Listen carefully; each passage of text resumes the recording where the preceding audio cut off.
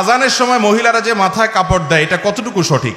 আজানের সময় মহিলাদের জন্য মাথায় কাপড় দেওয়া এটা কোনো জরুরি কিছু না। আমাদের সমাজে মহিলারা আজান হলে বাসা বাড়িতে থাকলে মাথায় কাপড় দেয়, ঘোমটা দেয়, মনে করে এটা আজানের হক।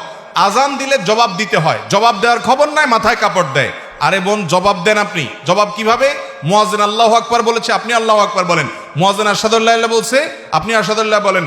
কুলু বিসলামা ইয়াকুলুল মুয়াজ্জিন, মুয়াজ্জিন যা বলছে আপনি হুবহু তা বলেন। শুধু হাইয়া আলাস সালাহ হাইয়া আল ফালাহ যখন মুয়াজ্জিন বলে তখন লা হাওলা ওয়ালা কুওয়াতা ইল্লা বিল্লাহ বলেন।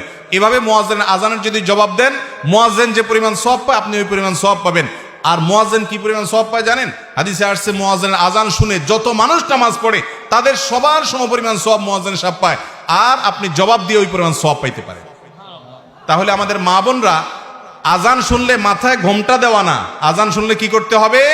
আজানের জবাব দিতে হবে। হ্যাঁ, আপনি যদি বাহিরে বেপর্দা থাকেন তাহলে আজান শুনলেও ঘোমটা দিবেন, আজান না শুনলেও ঘোমটা দিবেন। আর বাসা বাড়িতে গৃহস্থলী কাজে আছেন, এখানে আপনার শ্বশুর আছে, আপনার স্বামী আছে, অন্য কেউ গায়ে মাহারাম নাই, আপনার ঘোমটা দেওয়ার দরকার নেই আজান শুনে, এটা কোনো আবশ্যক বিষয় নয়। এরপরে প্রশ্ন হলো, আমি চাকরিজীবী মহিলা, সেই সুবাদে বাচ্চাদের দেখাশোনা করার জন্য মাকে কাছে রেখেছি। আমার আব্বা গ্রামের বাড়িতে থাকে, এদিকে আমার আল্লাহর কাছে কোনো জবাবদিহিতা করতে হবে কিনা? মাকে কাছে রাখছেন, বাপ গ্রামের বাড়ি থাকে, আপনি চাকরিজীবী মহিলা, তো আপনার বাবার কি অবস্থা হচ্ছে?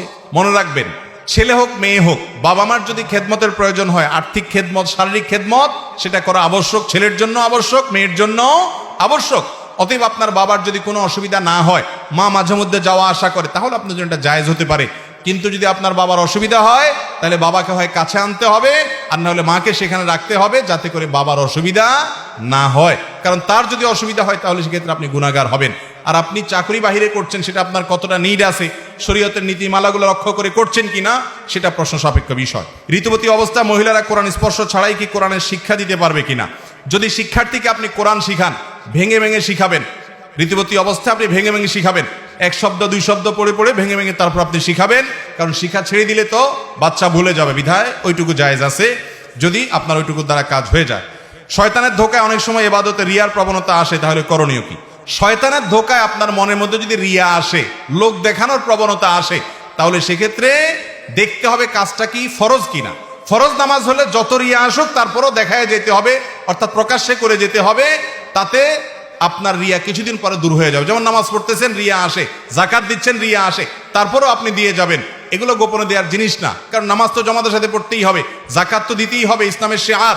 অতএব সেখানে রিয়া আসলেও আপনি করবেন, কোনো অসুবিধা নাই, কিছুদিন পর রিয়া দূর হবে। আর নফল আমলের ক্ষেত্রে মানুষে দেখলে রিয়া হয়, তাহলে দেখাবেন না, ওইটাকে যত লুকাবেন তত বেশি সওয়াব হবে। সেজদায় গিয়ে কোনোই উরুর সাথে লেগে থাকলে সালাতের কোনো সমস্যা আছে কিনা? পুরুষরা, নারীরা সবাই সালাতের ক্ষেত্রে, আমাদের অনেক ক্ষেত্রে দেখা যায় আমরা অলসতা করি। বিশেষ করে পুরুষদের মধ্যে এই রোগটা অনেক বেশি দেখা যায়, মহিলাদের মধ্যেও আছে, যে অলসতা করে। রুকুর ক্ষেত্রে আমরা ভালো করে ঝুঁকি না, সেজদার ক্ষেত্রে ভালো করে সেজদা দেই না, দাঁড়ানোর ক্ষেত্রে ভালো করে দাঁড়াই না, এই কাজগুলো গুনাহের কথা।